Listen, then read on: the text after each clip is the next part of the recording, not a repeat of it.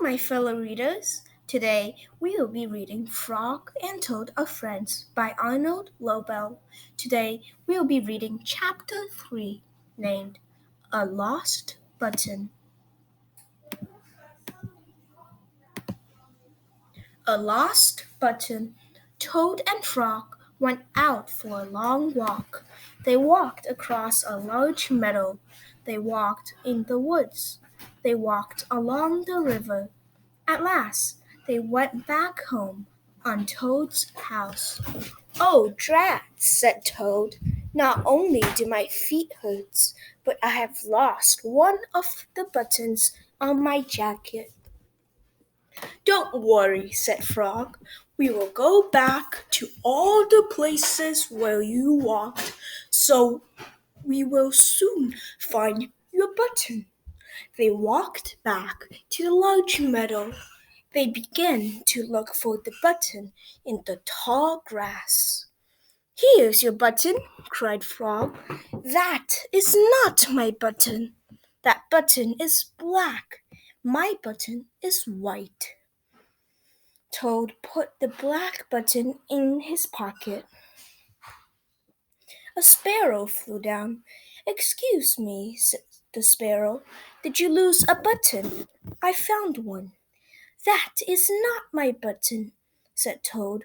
"That button has 2 holes. My button has 4 holes." Toad put the button with 2 holes in his pocket.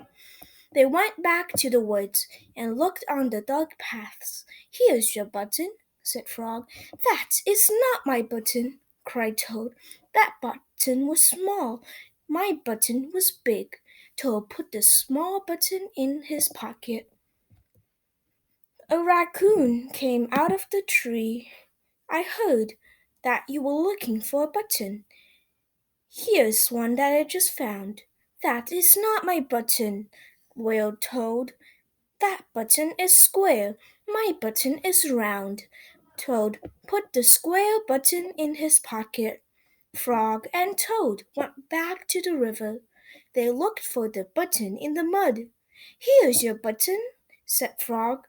"That is not my button," shouted Toad.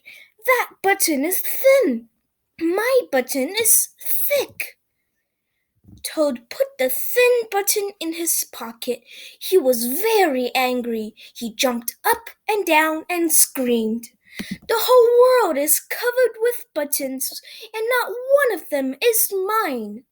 Toad ran home and slammed the door. There, on the floor, he saw his white, 4-holed, big, round, thick button. "Oh," said Toad, "it was here all the time. What a lot of trouble I have made for Frog." Toad took all of the buttons out of his pocket. He took his sewing kit box down from the shelf. Toad sewed the buttons all over his jacket.